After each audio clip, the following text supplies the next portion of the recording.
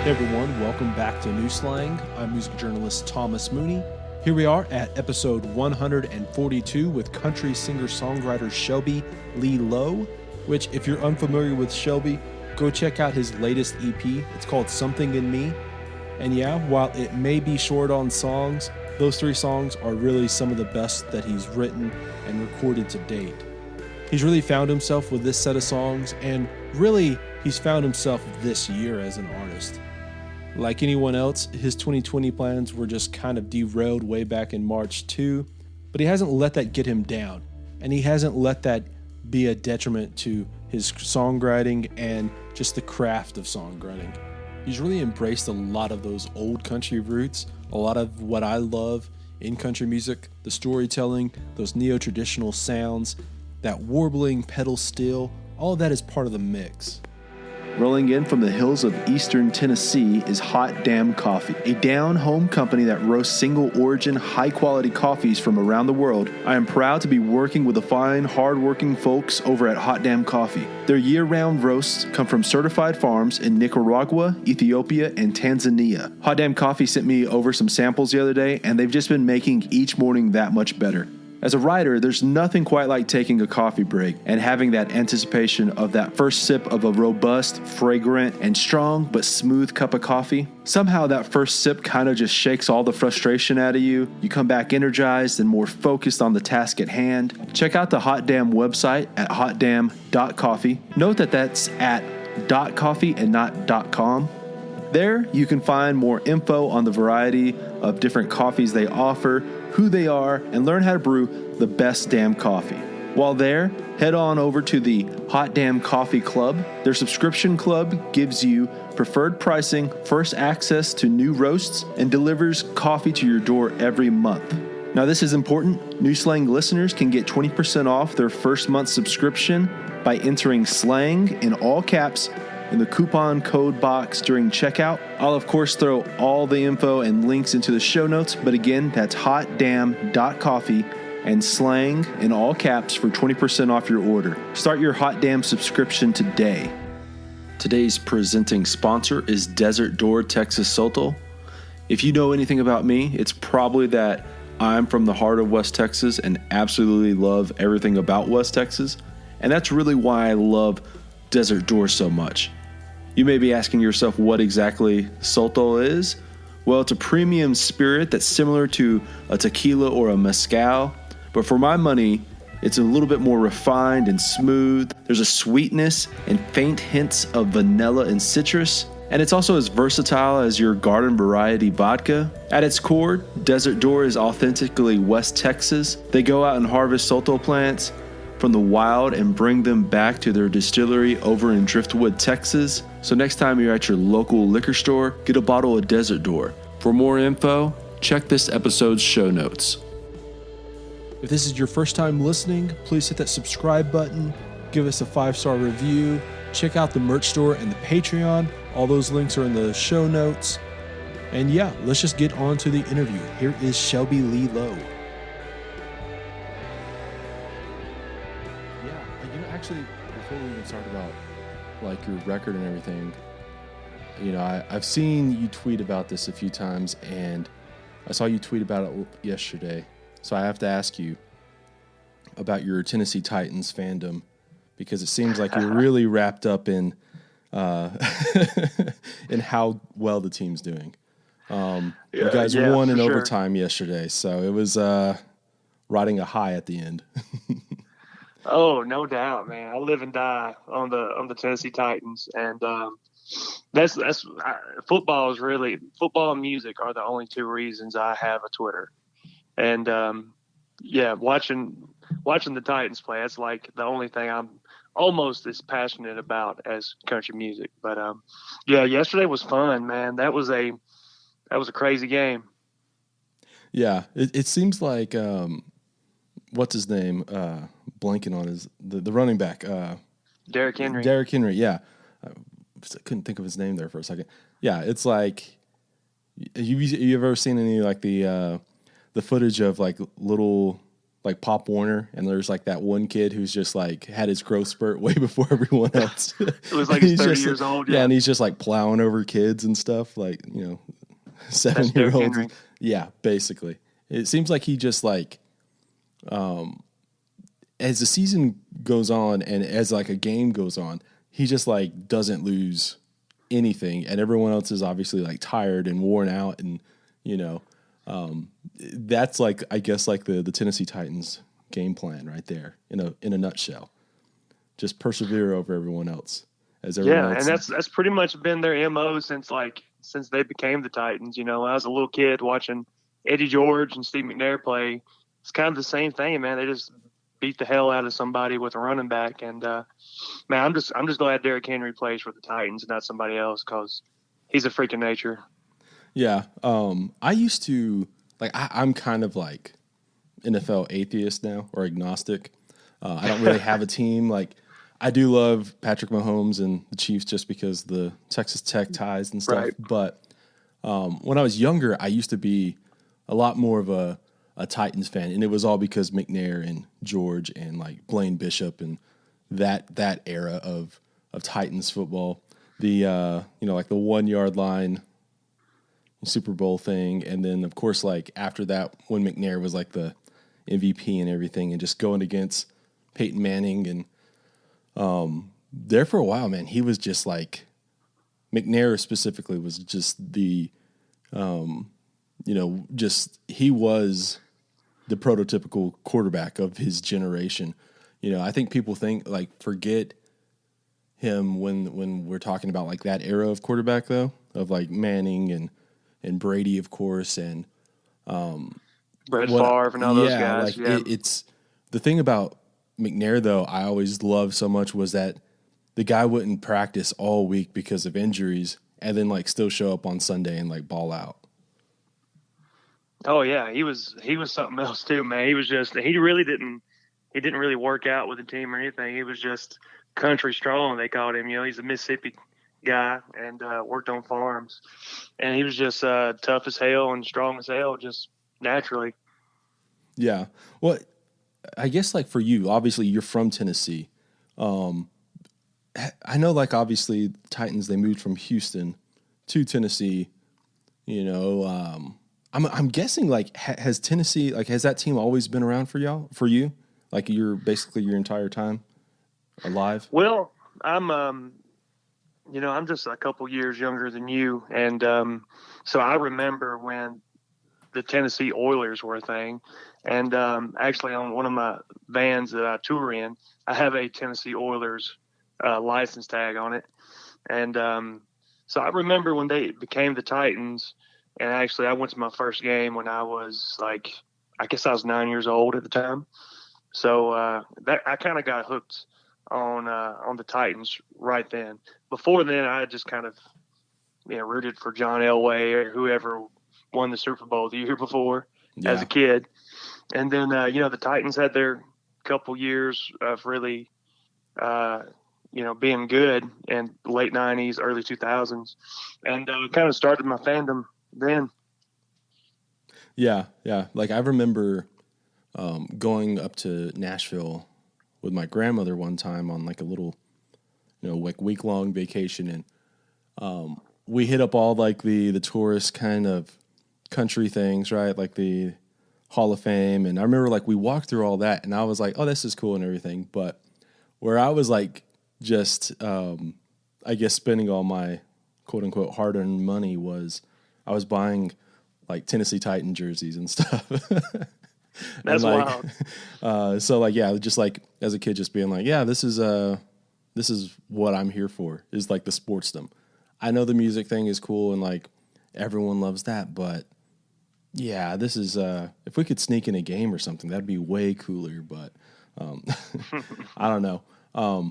Yeah. Anyways, I figured like I had to touch on that because I'm a big fan of sports in general, but again, like I said, kind of agnostic when it comes to football, to NFL football at least.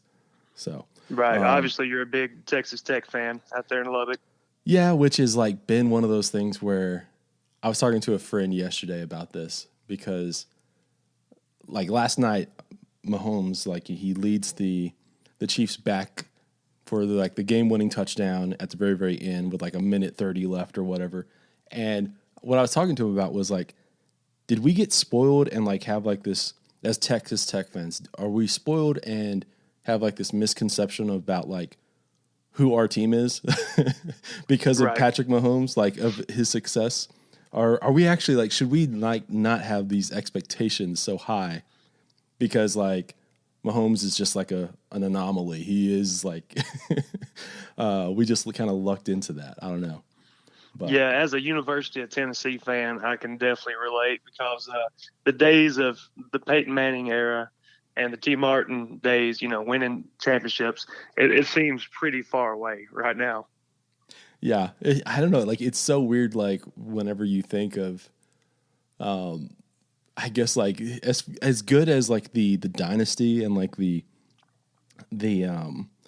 rivalry between Alabama and Clemson has been, it also means like all these other like these other schools that have had some success are just kind of like lost in the woods, if you will, like that's for I guess like the Big 12 comparison is everyone was talking about when Baylor got really well or really great. Mm-hmm. And it's like, yeah, but Texas Tech like fell off. And that's the reason, like they basically replaced us as like that team, but I digress. This episode is in part brought to you by the Blue Light Live here in Lubbock, Texas. There is a way to help A, support Blue Light, and B, get a sense of that normalcy by visiting bluelightlubbock.com, clicking on the merch tab, and getting some koozies, a vast array of t-shirts and caps, and yes, even a Blue Light flag. While it is such a bummer that live music is still on hold right now, I'm telling you, by getting some Blue Light Live merch, you're going to feel better. It just feels better wearing a t-shirt and ball cap and helping support your favorite bar. Again, that's bluelightlubbock.com. Click on the merch tab, get some merch. All right, back to the episode. What I guess like what we should really be talking about though is like you've released this new music just about a month ago, a little 3-song EP, and what I've seen you've mentioned about it is like how now I feel like everyone always kind of thinks about this with their new music, like that's the most exciting new development for everyone. Obviously, like when you release a new record or EP or even just a song, like you're most excited about that. But you've talked about how like this feels like the most real and like the most what you want to sound like so far in your career. When you went into the studio to cut these songs, like was it just kind of one of those things where it just felt like this what I would call kind of like this neo-traditional sound, was that always like at the forefront of like what you wanted to sound like? Yeah, absolutely. Yeah, and so I had a publishing deal in Nashville for a few years, and it was my job just to go in and try to write songs and be ahead of the curve and chase. Not really, I guess I could say chase trends a little bit, and that was from the year 2015, 16, 17, 18 in that range, and really what got me into loving country music was that traditional country music sound. I've always been drawn to, Tracy Lawrence and 90s country and Brooks and Dunn and Dwight Yoakam and Merle Haggard and Waylon Jennings and a lot of the Bakersfield sound. And that's what really got me hooked on country music. And I've noticed that mainstream country music in Nashville is getting further and further away from that, minus a few exceptions like guys like John Party and a few Luke Combs songs. But the majority of mainstream country music is just, it's its own thing now, and it's not even close to the country music I fell in love with. So, this new project, I just wanted to make sure that I made some country music that meant something to me, that was more along the lines of the music that I love, and just hoping that, there's still a few people out there that still like the kind of music I do. Yeah, like whenever I first listened to it, I felt like that it had that a little bit of that like that gentle sway of a lot of old classic kind of stuff, where it didn't feel like we were, you know, for lack of a better term, it didn't feel like, oh, Shelby's here to start the party. You know what I mean? Like, Right. it's not like the that kind of like, hey, let's see if we can float this keg right now. It had that little bit of that sway of like that lonesomeness found in a lot of like classic kind of country stuff and a lot of that '90s country. Yeah, that's what I was going for, and it's kind of got songs like Something in Me has a kind of an extended instrumental solo on it, and got some cool Rhodes piano parts in it that I love in a lot of like 80s country music and stuff like some of the Merle Haggard records, and I hear it on some neo-traditional guys nowadays putting that kind of sound on it. And they asked like, well, do we want to double the solo? I said, well, it's not like I'm recording this to put it on the radio anyway. So as an independent guy, it's kind of a blessing that you can do whatever the hell you want and realize that, well, it can be 4 minutes long if we want it, or 5 minutes long, or whatever, just whatever suits us. Yeah, like it feels like, obviously talking with a lot of people who have, gotten either like record deals or, publishing deals, and then like going through that, trying to turn out X amount of whatever a week or a day or a month or whatever your quota is. And then like getting out of that, it's kind of like just one of those like, the weight being lifted off your shoulders that sometimes you didn't necessarily even realize you had on. Right. Yeah.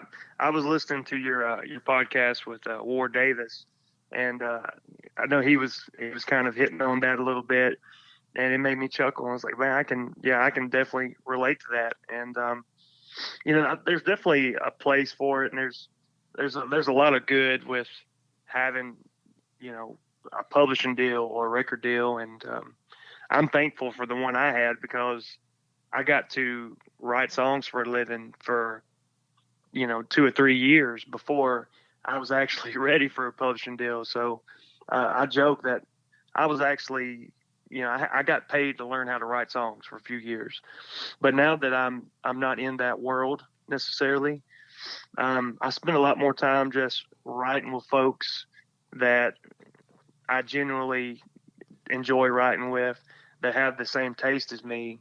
And it's not really, okay, let's try to write a hit song today for, so and so. Not that I'm opposed to that. I would love to get some mailbox money from, Cody Johnson or any of those big home run hitters out there. But it's just trying to write the best song in the room, and writing what I love, and that's what got me into country music to begin with.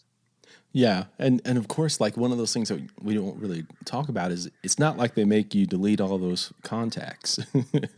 Once you know what I mean, like you have all those. That's part of all this game that we really don't talk about, is just knowing the right people, and you meet so many people and you don't know who is going to help you out later on, or like who you're going to connect with and just have a genuine connection with, and be able to write some really great songs. And yeah, you know what I mean? Like it's all part of it.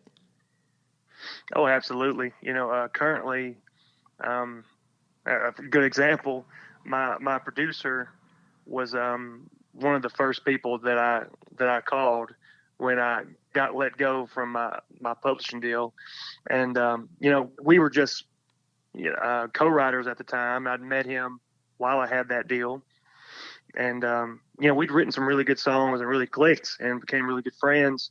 So he's one of the first people I reached out to for advice. And he just said, well, you know what? I've been actually thinking about, wishing I could produce some music on someone like you. And I think it'd be really fun.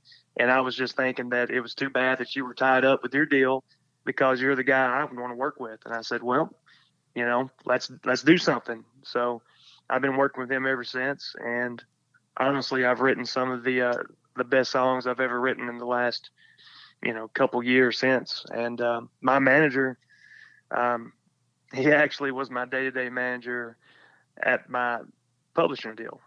So he got let go the same day I did. So uh, we had a good thing going. So we just kept it going. And I'm pretty lucky to have a team of guys that are working on my behalf, that believe in me and have pretty much the same goals in mind and the same taste in music as I do. Because that's pretty hard to come by. Yeah, of course, man. It's I think like it just that's the thing too is like I guess like I'm just thinking about it right now is like yeah, like we think of like songwriters being let go of their publishing deals or whatever, but it happens with other people too. You know what I mean? It's not necessarily, it's like the management side that you can transition and you know what I mean? Like it's not just necessarily the quote unquote songwriter who has like these ups and downs and like changes places and yeah, I don't know. Like it's really interesting. Yeah, man, I've lived it, and it's I I was pretty lucky to meet the people I did when I did. It's working out pretty good for me now, but it's Nashville's a crazy town. I'm sure. Yeah, I've heard that a lot of the Texas music industry is similar in a lot of ways. Yeah, I that's something that's kind of funny in my opinion on the I think like there's like at one time, yeah, there was probably like a genuine rift between Nashville and Texas, like back when, like Waylon and Willie were around and like Hmm. making records. But then like it's so funny now seeing, and it's never like the actual like musicians who talk about this really. It's only like the fandom of like here in Texas of, Nashville sucks, blah, blah, blah. And it's like, well, actually like the people that you're talking about that you're here in Texas that you love so much, that record that you love, that was cut in Nashville, or you know what I mean? It's like Right. they're always up in Nashville, like writing. So I don't know what you're talking about, but going back to like the recording aspect of all this, this is like a 3-song EP that you just recently released, just about a month ago. What is like are you going in and like cutting like a few songs at a time, or is it been more like more regular than that, and like you're just kind of ready, you're just kind of collecting them all for like a full length, or what's I guess like my big question right here is like what's the game plan going forward right now for you? Yeah. Uh, that's a good question. Sometimes, what's the game plan?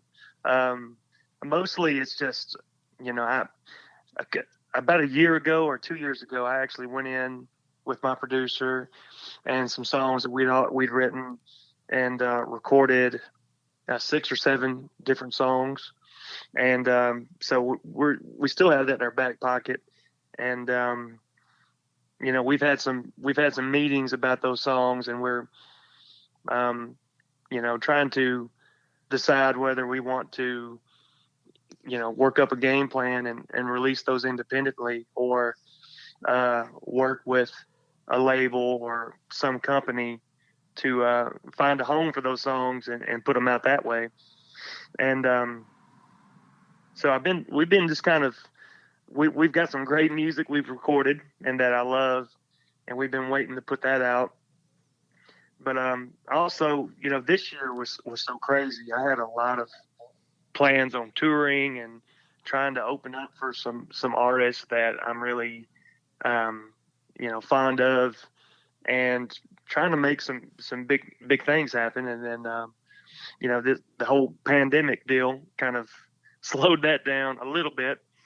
So I didn't want to be one of those guys that just took the year off and said, you know what, this year is a turd, and I'll just come back 2021.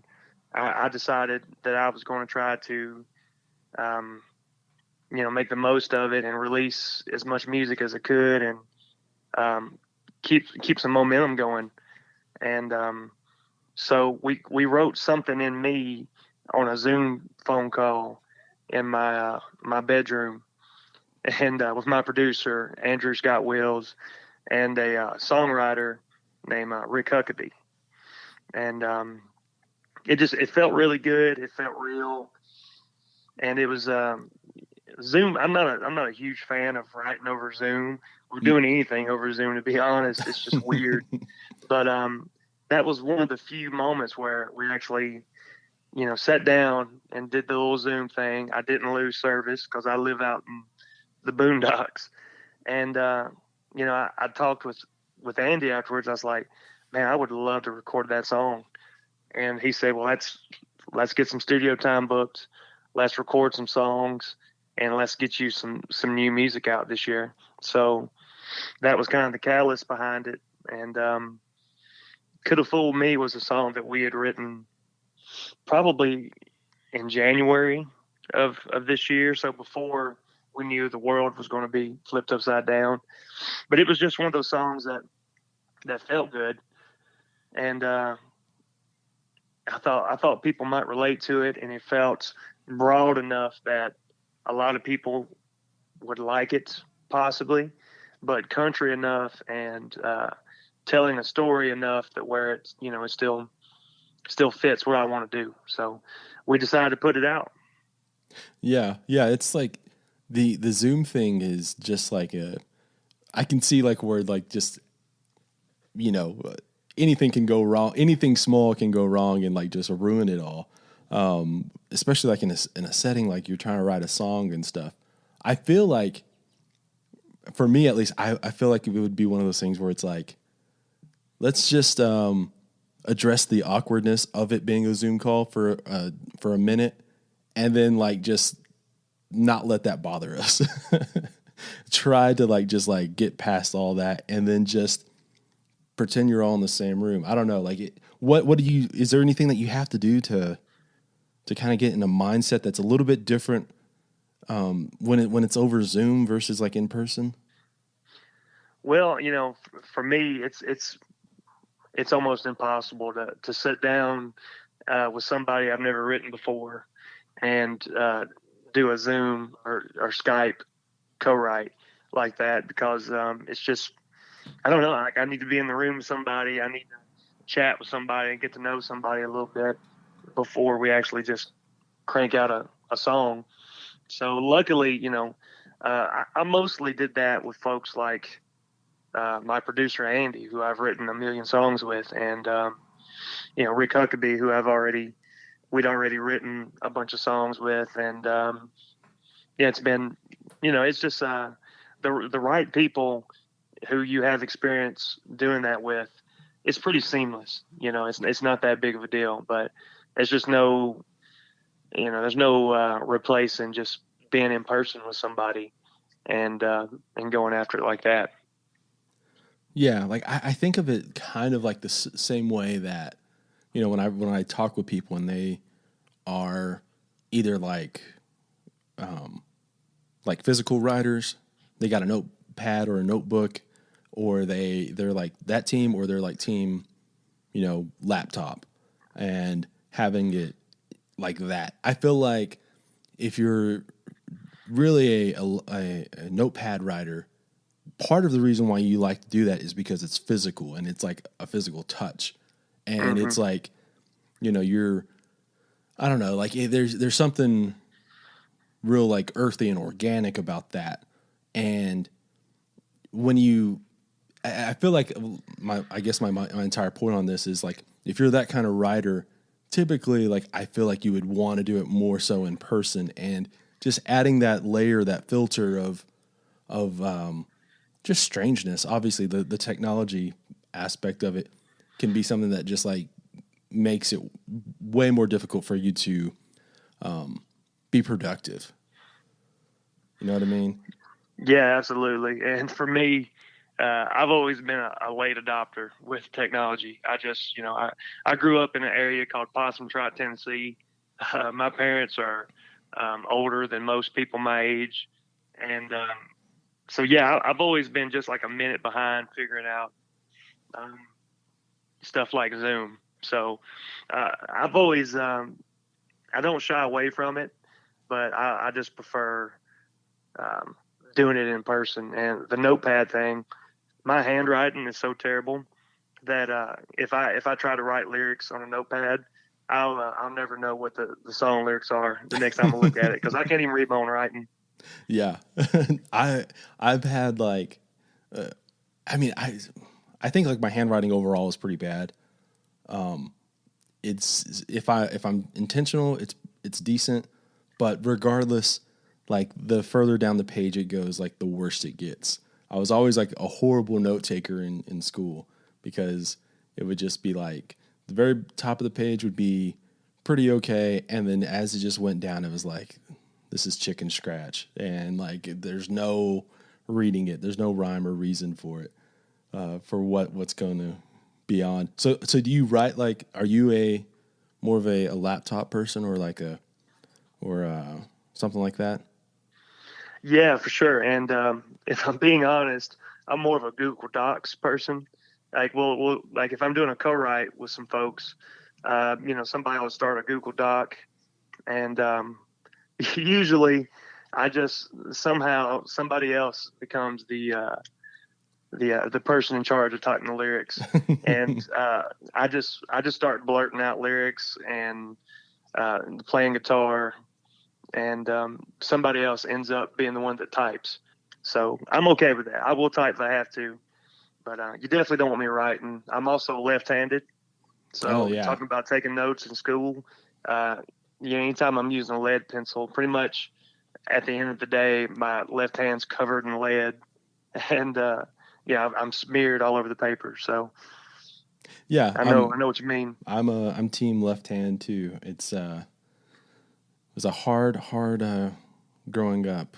All the right-handed scissors, the left-handed pair of scissors is like 20 years old and rusted and won't cut for shit. And every desk is, they have the little armrest on the right side, which never did me any good. Yeah. I guess like there was a few other things that I was thinking about, how people don't think about when it comes to being left-handed, that we're also not, I guess, like just kind of shitty.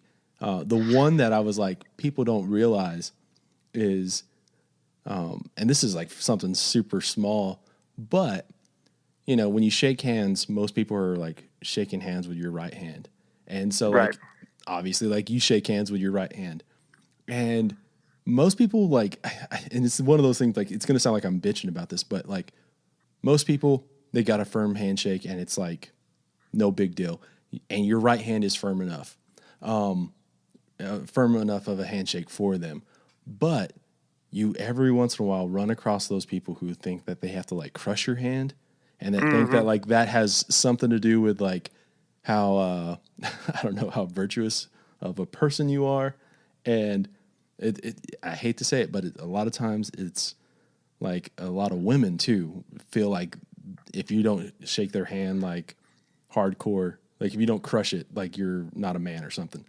And I only bring this up because like there was this one girl at Blue Light one time who gave me a look like, and was starting to like talk shit on me, and I was like, actually, you know what? If we shook hands left-handed, I bet this is like the exact handshake that you're looking for. But you know what I mean? And that's my entire point. If we all shook hands left-handed, everyone else would know exactly what we feel like.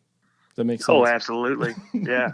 And it's what's funny is I've grown so accustomed to shaking with my right hand that I've got a pretty damn firm handshake with my right hand.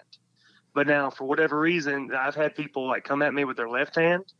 I'm not prepared for it, and I get like this bitch handshake with my left hand, and then like afterwards, I'm like, oh, that was my chance, like to show them how much of a man I was with my left hand, and I failed. So I actually prefer.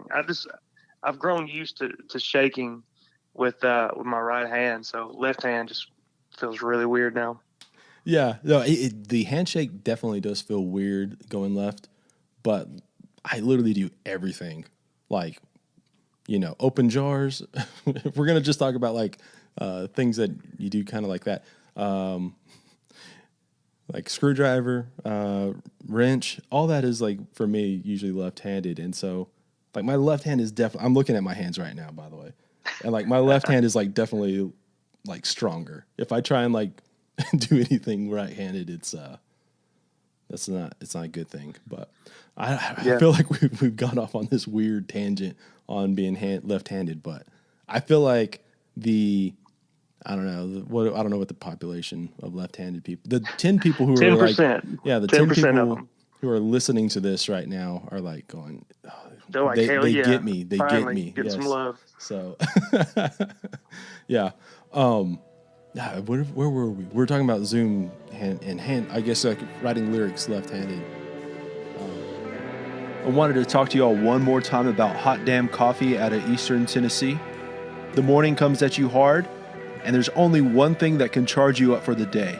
That's coffee. Sure, you could fill up with whatever you can find on the bottom shelf at your local giant box store, but do you know what works better? Hot Damn Coffee. Why? Because they're single origin and high quality. They're a down-home company passionate about great cups of coffee, and of course, they love great music too, which is why we've partnered up here on New Slang. Go visit hotdamn.coffee and order yourself some robust, smooth, and high-quality coffee grounds and beans. Join their subscription club. As a New Slang listener, put SLANG in all caps in the coupon code box at checkout for 20% off your order. You'll be saving some cash, getting some of the finest coffee around, and helping support New Slang, the music podcast that you know and love. Again, that's hotdamn.coffee. All right, let's get back to the interview. With the stuff that you're recording right now, I know like you mentioned just the other day about being in the studio cutting some more stuff, right? Yeah, actually, I just sang the vocals on 3 new songs the other night. Yeah, so I guess like are you going in and kind of like doing it in 3-song batches right now? Like as far as like the recording goes, like at what point do you kind of go, okay, like I've got enough songs where I'm like, it's good for a couple of days in the studio. Yeah. Is there anything like that? So that is a good question. Yeah, I'm not even sure how these songs came to be.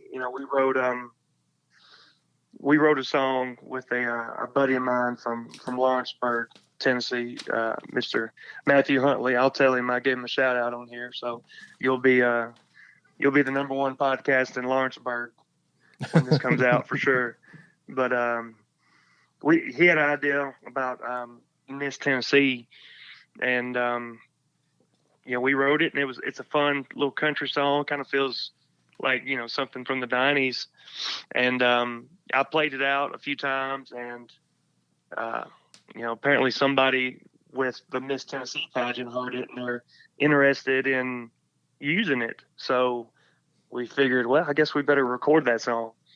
And I think the same night, I had I don't know, it was a weird, it doesn't happen like this hardly ever, but I've got a family, I got the kids in bed, and finally it's like 9:00 at night, and I just had a song idea just wash over me, and it was about my grandparents who passed away, at like 2010, 2011, and it's not something I've been really upset about in a long time, but it just washed over me, and I had a song idea about a dream I had about my granddad that was really vivid, and that's been, I think I had that dream in like 2010 or 11, but I sat down and I wrote this song in my kitchen, and in about 45 minutes by myself, and I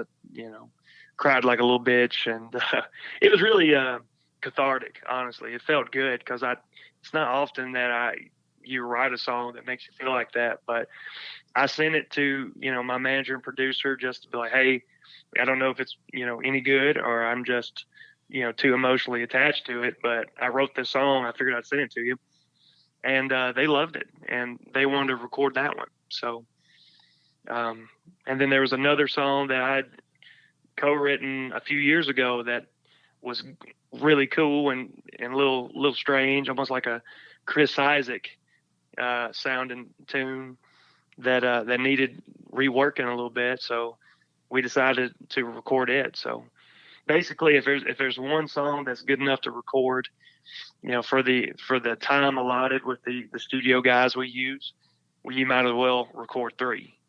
Mm-hmm. So, but it just so happened to work out where I had three really cool songs that we wanted to do. Yeah, like how often does that happen where like it's an old song that you just kind of you love the idea, you loved like the bones of it, and you just get like, I need to go back and you know hit the dust off of it and maybe do a little reworking or whatever. And how often does that happen for you? Yeah, well, there's some songs that like, when you write them, it's just instant. Like, damn, we got to record that. Yeah, we gotta do something with it. Then there's songs it's like, that song is really cool. It's got potential. And if that song just keeps coming up, in conversation or when you start talking about songs that you want to record, and if it's a song that kind of keeps coming up, but just hasn't, for whatever reason, just wasn't quite what you wanted to record. So, well, what can we do to get it there? And, like we pretty much changed the entire verse melody on the song and changed some lyrics around. And it just felt so much better that it's like, yeah, well, that's the way we need to record it. So, yeah, man, like Chris Isaac, that's somebody who I think is so fucking underrated, and that like that Forever Blue record is definitely like in my like probably like top 50 records favorites, but it's one of those ones where like yeah. I'll it'll be one of those things where I don't listen to it every week or anything like that, but when I listen to it, I'm listening to it like 20 times. Like just like that is like the record of the week whenever it pops up. And it's like just I feel like the sound that he has was so distinct and so dynamic. Like it doesn't feel like it's just like where he's trying to do too much, but of course, like it's just like these bold features. Like of course his voice is just incredible, but like the guitars always feel like they're just like right there in your face, and they sound really cool. And I don't know, man. I think like people, if they go back and discover some other Chris Isaac stuff other than like the big hits, like he's Right. got like so much stuff that are like, just deep cuts that are just so fucking good. People need to go check him out. He's one of those guys that is just kind of effortlessly cool. It feels like he didn't have to try to be cool. He just was. And I've always looked up to guys like him, especially like just the kind of weird, weird voice, just different. And I'm really drawn to that kind of sound. Yeah, like it's. I've seen a couple of like live videos, just on YouTube, just going down that rabbit hole, and he seems like he's just like that effortless, cool kind of guy. And then it's like, man, you also did Wicked Game, and like that music video is just fucking cooler than shit too.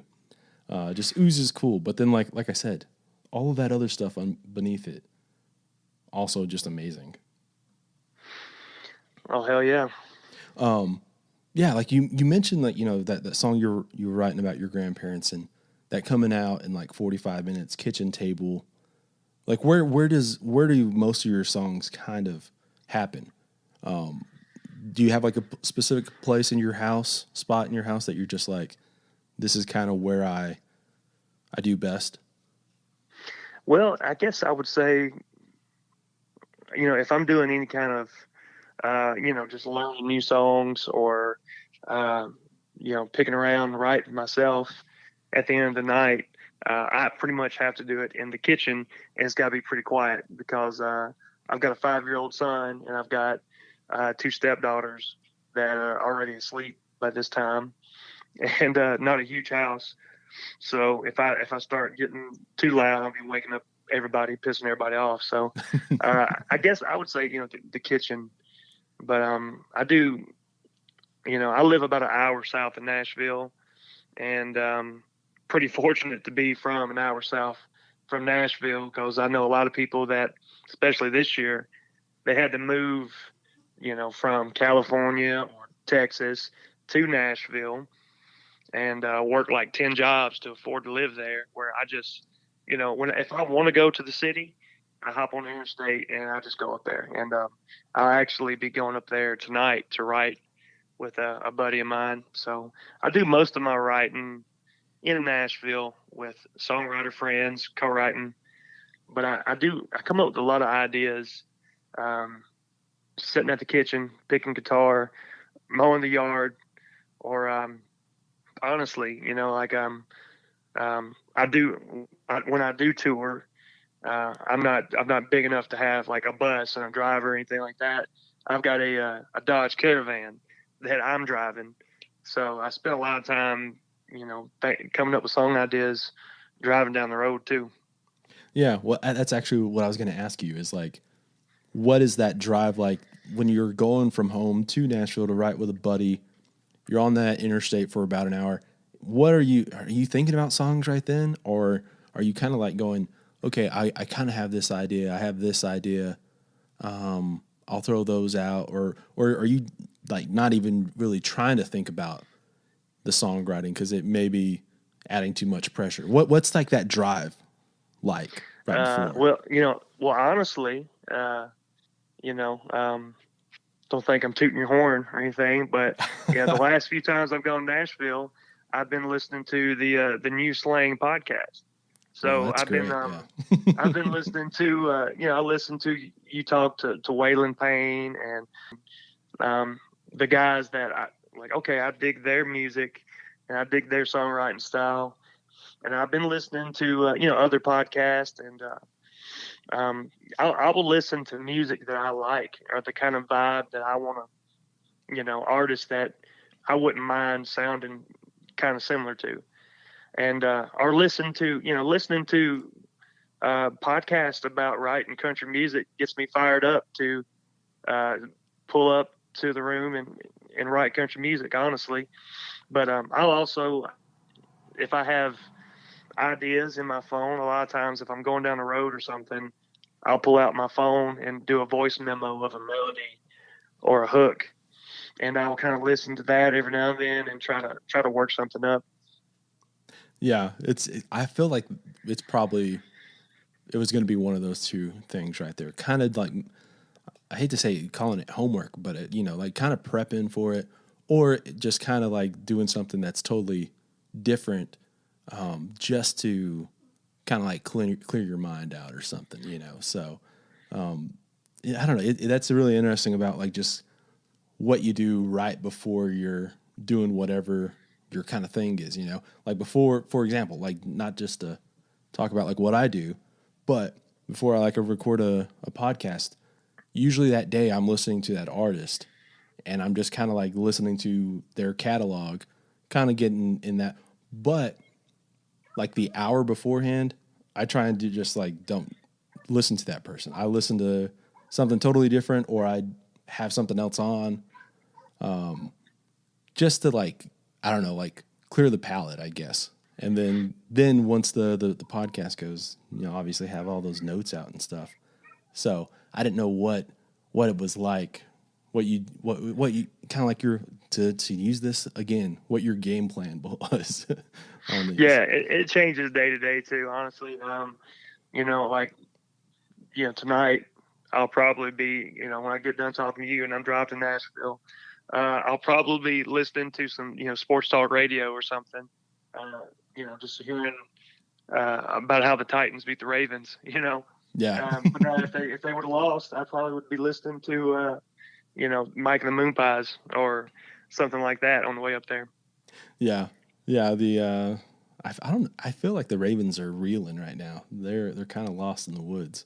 They lost their identity in a lot of ways. What I was going to say though too is, you mentioned earlier about how obviously this year just kind of went to shit really pretty quickly, and we just didn't have any plans on. We didn't have any way of knowing how to really handle this year. What have you been doing like the past couple of months once things have been a little bit like easier to get some dates and stuff? Have you been kind of easing back into playing more around and stuff like that? Yeah, it's been it's been a crazy year for sure. I think the day that the world flipped upside down for me, I was actually on tour, and I had a run of shows in Amarillo, Texas, and Albuquerque, New Mexico. And I was supposed to play. I played in Amarillo on a Wednesday night, and I was supposed to play Albuquerque 3 nights in a row. And I got to play there one night, and the next night the bar owner called me and said, "Hey, the governor is shutting us down for this coronavirus deal, and I'll let you know more when I find out more. But you guys need to come get your equipment." So we had to load up all of our equipment, and it's one of those things where, like, I know I didn't play 3 nights, but if you could, obviously pay me for last night and give me some gas money, I'll be able to get home, because it's like a 1,300-mile trip Right. from Albuquerque to Nashville, Tennessee. So that was a crazy, crazy mess, and pretty much spent the whole trip on the way back listening to like a Joe Rogan podcast, talking to a scientist about this pandemic and trying to learn about it, and just kind of freaking out. And that was like March 12th to 13th. Yeah. Yeah. Like I'm not like a big Joe Rogan guy. 'Cause like for starters, like his podcasts are always just like 3 hours long, that kind of thing. Very long. But I did listen to that one right there because it felt like that guy knew what the fuck he was talking about. And I was just I agree. Yeah. All right, well, let's listen to the experts for once. But yeah, like that's something right there too, is like, people being stuck out on like in the middle of a tour. You kind of think, oh, well, that's easy. Like, just go back home. But usually, like those dates are like there's a reason why the dates kind of go back, leading you back home, because like, you're not necessarily making all your money on that first day, that's Oh, absolutely. Yeah. So, I mean, I lost my ass on that trip for sure, but I was really fortunate when I got back. I kind of a lot of my fans knew what I was going through, and knew, they're like, okay, well, Shelby makes his living from playing shows. So I got a lot of love on, Venmo, and doing, I did a lot of the Facebook lives that everybody else was doing. And for a while, it was just so saturated with every artist you could think of on Facebook Live playing shows. But yeah, that really was how I made my money for a few weeks. And I just had a moment after that trip where I was like, well, there's a whole lot that I can't control, but I know that I'm going to be out of work for a few months. So I'm going to go out in search of people that are passionate about country music. So, I got on Twitter, and I just started going down a rabbit hole of, I think I found you on Twitter around that time. And I decided I was going to just find every single music reviewer that, might have some extra time. And I was going to send them my music and try to do what, a PR firm would do for me by myself, and just, take that time to write songs and promote myself. And that's pretty much what I did, recording videos, and just trying to put out new music, and it's really this year, I'm grateful for this year, because I got to take a step back from just planning week to week. Like, okay, I've got 2 days to plan my trip to Virginia or here or there. And I get to sit back and focus on the music, and focus on, connecting with fans over the internet. And that was pretty much all I did for a couple months. I wanted to talk to y'all one more time about our new partners at Desert Door and offer up a handful of my favorite ways to drink it. Get you a Mexican Coca-Cola, have a couple of swigs, then pour yourself some Desert Door Oak aged in, toss in a lime wedge or two, or how about this? Pour some Desert Door into a mug, top off the glass with some ginger beer, squeeze in a lime, or for all you ranch water drinkers out there, get you a Topo Chico, take a couple of pulls off, and then pour in some Desert Door. Toss in a couple of lime wedges, and now you have a mighty tasty and refreshing ranch water. Remember, Sotol is as versatile as vodka and has a more refined, smooth, and a more complex palate than tequila. It's rich and balanced, and whatever your go-to drink is, it'll make it that much better. And again, it's inherently West Texas. It tastes like home. For more info on Desert Door, check our show notes. All right, that's it for Thomas Mooney's Cocktail Minute. Let's get back to the show. Okay, it feels like, obviously this has affected everyone in a lot of the same ways, as far as like, I think like it's a universal shared kind of hit on everyone, that everyone's kind of going, yeah, it knocks us out of work for the most part. For most people, it's been draining on our connecting with our family and friends. It's all those things are common, but I felt like, especially with the musicians and the art community, it was like it's been harder just because obviously everything is tied to touring and like putting people in a room, and then like obviously it's also tied to the creative process, and it's one of those weird things where I think that it's obviously you've been writing songs during this time, but it's because like you've been able to get in a right headspace. It wouldn't have been productive for you to write all these songs had you been like also like in a horrible headspace and like, been, I don't know, just like, I feel like that would have been like soured a lot of the songs. You know what I'm saying? Oh, for sure. And I've tried to be as optimistic this year and just grateful for the things I do have and the opportunities I have. And, luckily I haven't personally been overly affected by COVID itself. I don't think there's anybody in America that doesn't know at least 10 people that's had it now. And, my dad ended up having it, and he's probably more high risk than most people. And we had a scare with him, but he came out on the other side just fine. And so I'm grateful for that. And so now I'm doing as much as I can do that they'll let me do, playing the shows I can play, and trying to be, socially responsible, and I'm not trying to get coronavirus, but I'm also, I'm also just going out and doing whatever I can as safely as I can. Like if I get to play a show, I'm going to try to do it until they tell me I can't. Yeah. I feel like there's obviously like responsible ways on how to do this. I think that like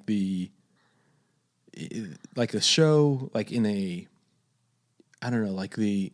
obviously like a lot of these places are capped out capacity wise, like they're limiting all that kind of stuff. But what I find like the irresponsibleness is like whenever, you're just like overly packing a bar, and it's obviously over capacity, and like no one's wearing a mask or anything like that. And it's this weird like blurred line that I don't think any of us really know how to walk necessarily. Because like you can make it where it's like I guess like there's a lot of reasons on both sides that any rational person I think can understand. You know what I mean? Oh, for sure. Yeah. I mean, I've showed up to shows where there was like,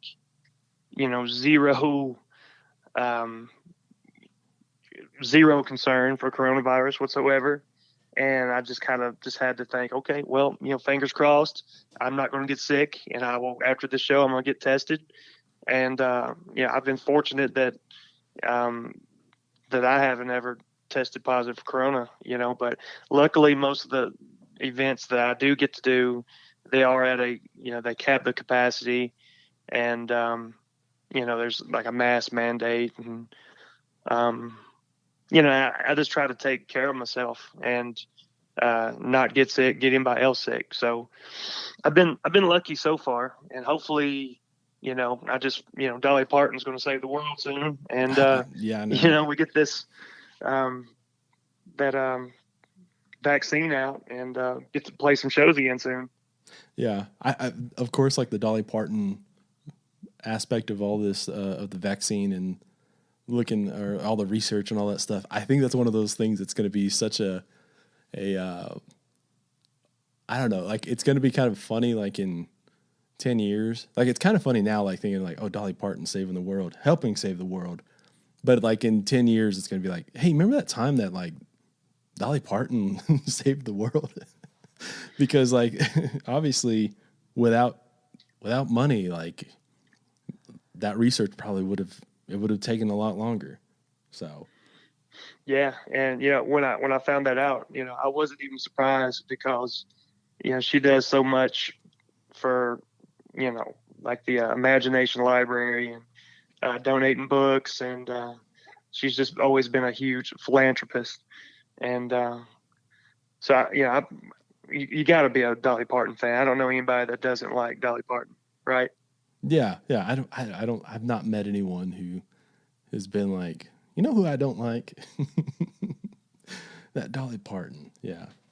Yeah. She's, that's the thing. Like, I think that with her, it's all that stuff that you're talking about, the philanthropy, the, all of that, but it's also like, obviously a great singer, a great like personality as far as like ambassador of country music, but man, like an incredibly gifted songwriter and storyteller. I think like that's one of those things that's like further down the list of like the things that she's amazing at, but it's like that's like where she's just as gifted as writing a song as she was ever like singing a song, Oh, absolutely. And that gets overlooked a lot, because, she's done so much, and, she was an actress, and all this other, and Dollywood, she's known for Dollywood now. Mm-hmm.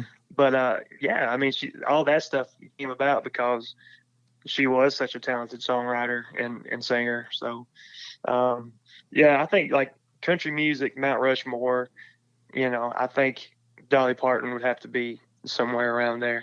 Absolutely. Just because she's iconic for so many reasons. Yeah, for sure. The Mount Rushmore. Yeah. Do you have anyone on your list right now? Not to go necessarily down that rabbit hole or put you on the spot, but I have. That's something I've thought about a lot, and I think Hank Williams Sr. has to be on it. As far as just iconic country music people, especially like in the early days of country music, Hank Sr.'s got to be on there.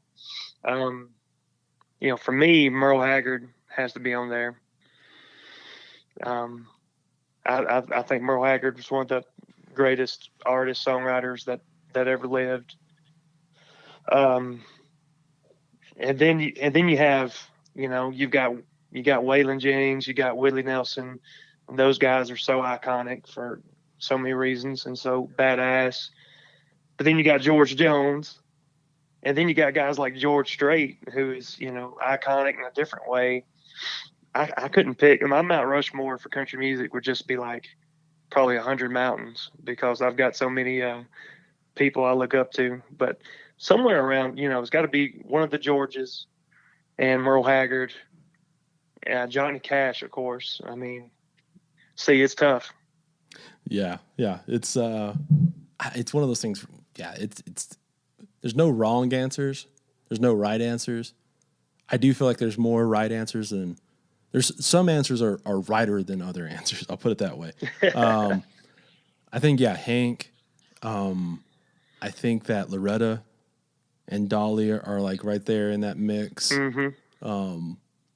Yeah, I was going to mention George Strait. I don't know. Like, I feel like it may be like a Texas thing for me where I'm like overrating him a little bit. I don't think you can overrate George Strait, man. It's one of those things where he's King George, and he never was a songwriter or anything like that, but the songs that he put out he just had a way of kicking ass, and being George Strait is just no way of explaining it.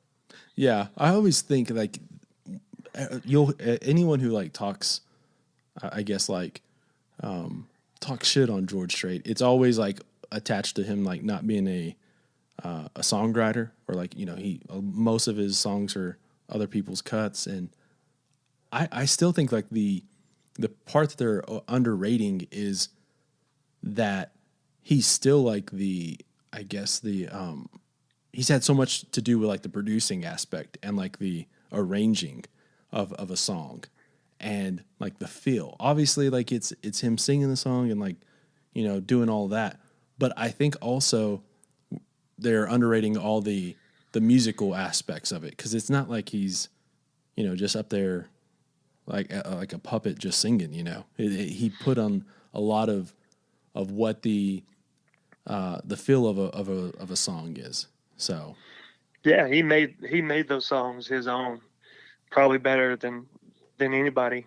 So I can't hate on George Strait ever. I've actually he's one of my favorite artists of all time as well.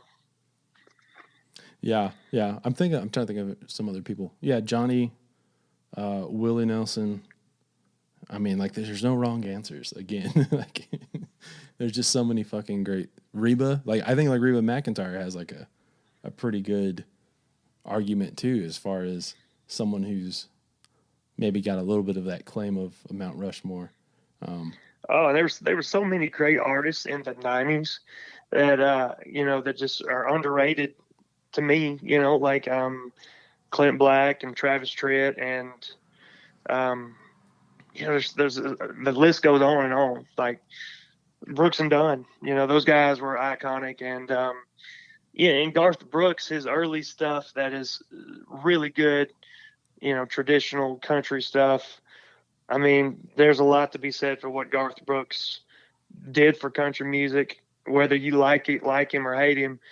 He was the biggest star in the '90s, and there's really no denying that. Yeah, and also like I always tell people, if they don't like Garth, go back and listen to like those first two records and listen to the deep cuts. Listen to like the songs that were never released as singles. There's some like incredible fucking writing on there. Yeah, Clint Black. Did you ever listen to that episode that I did with Clint Black? No, I didn't even realize that you did one with Clint Black. That's badass. Go back and listen to that one. That one right there, I was just like, just kind of fucking amazed by how good, or like how, like aware. Like I hate to use that word, but like how self-aware of himself and like who Clint Black was for a lot of people, and like how he talks a little bit about like, after that first record came out, like so many of those songs were like I guess that like the place where he got so many songs was being able to be like that wallflower in a room at a bar or something and just kind of like people watching. And then like after that, I guess like those first couple records, he had a lot of those songs already written. But after that, like he had like this he had a realization that like, there's no going back to being able to just blend in. And so like, I guess like how that affected his songwriting and like a little bit more intentional he had to be with writing and stuff. It's not to toot my own horn on that one, but I feel like the stuff he gives off on that episode is just incredible insight. Well, I know what I'm going to listen to on my way to Nashville tonight, then. Yeah, well, that's good, man. Yeah, well, it's been really great talking with you. It's, I think we've covered a lot of ground here. Yeah, man. Yeah, and hopefully one day in the future, I'll be shooting you a text saying, hey, I'm going to be playing at the Blue Light.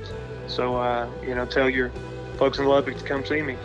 Yeah, for sure, man. I think it'll hopefully 2021 2021, 2022. Okay, that is it for this one. Be sure to check out Shelby's latest, Something in Me. Go check out our partners over at Desert Door, Hot Damn Coffee, and the Blue Light Live here in Lubbock, Texas. Go check out the merch store, the Patreon, all that kind of stuff. And yeah, I'll see y'all later this week for another episode of New Slang.